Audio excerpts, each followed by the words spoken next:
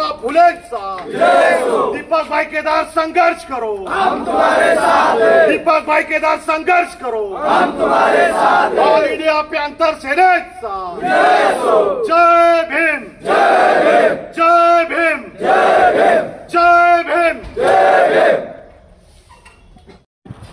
दंड थोपटायला पुढं सगळ्यात काँग्रेसची वाताहत केली, काँग्रेस पूर्णपणे संपवली आणि आता ह्या वादात विनाकारण विडी घेतली। त्यांचं स्टेटमेंट आहे करो या मरो।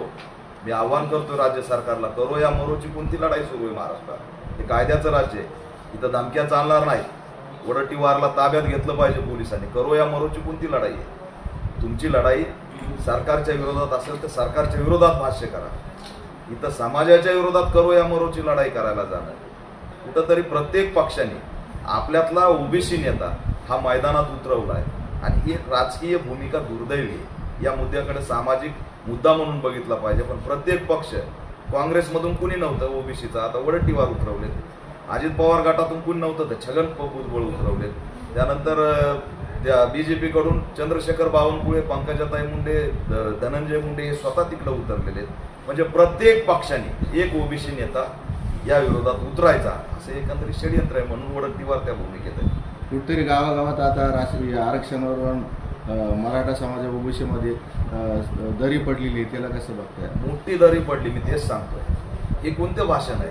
11 मुली 11 मुलं हे कोणतं भाषण असू शकतं? दारू पिऊन नशेमध्ये तुम्ही जर बोलणार असेल याच्यापेक्षा मूर्खपणा कुठला आहे? आणि सरकार हे सहन करतं। याच्या जाग्यावर कुणी दलित नेत्याने असं जर एखादं भाषण केलं असतं तर किती वेळा त्याला उचलून नक्षलवादी म्हटले असते? म्हणजे यांना महाराष्ट्र पेटवायची परवानगी। आज पूर्ण गावामध्ये सामाजिक सलोखा बिघडलेला आहे। सरकारने जर तात्काळ दखल नाही घेतली तर आग लागल असं मी सांगतोय। मी फिरणारा कार्यकर्ता आहे, मी महाराष्ट्र पिंजून काढणारा कार्यकर्ता आहे। 10 वेळेस महाराष्ट्रात फिरलोय, गावागावात माझं नेटवर्क आहे। कशा पद्धतीने षडयंत्र चालू आहे, कशा पद्धतीने काय घटना घडवत आहेत, शर्यत कोणती लागली पाण्याची, काय घटना पुढे आणली हे सगळं कळतं। हे कशासाठी चाललंय? दंगली घडवण्यासाठी चाललंय। त्याच्यामुळे ह्याच्यामध्ये जर हाकेंच्या सभेच्या ठिकाणी संतोष देशमुखच्या मारेकराच्या नावाने नारे दिले जातात, कोणता मोर्चा आहे तुमचा? बारामतीच्या मोर्चामध्ये भाषण करणारा जय श्रीरामची घोषणा देतो, कोणता मोर्चा आहे? कोण लोक घुसले त्याच्यात?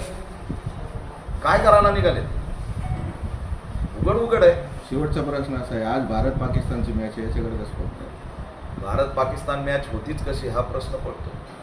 सिंदूरचं ऑपरेशन काय झालंय? काय सगळं मिटलं? ठीक आहे, तो खेळ आहे, मान्य आहे, पण याच्यामध्ये बराच उद्रेक समाजामध्ये दिसतो। लोकांची इच्छा नव्हती की अशी काही मॅच व्हावी, कारण जखमा ओल्या आहेत आणि त्या जखम्यांचा बदल्यात ही आता भूमिका नव्हती घ्यायला पाहिजे, काही काळ जाऊ द्यायला पाहिजे होता, हीच आमची। नेपाळ नंतर भारत पण अशीच परिस्थिती होणार? नेपाळची जशी झाली परिस्थिती त्याची भारत? इथं डॉक्टर बाबासाहेब आंबेडकरांचं संविधान आहे, लोकशाही आहे।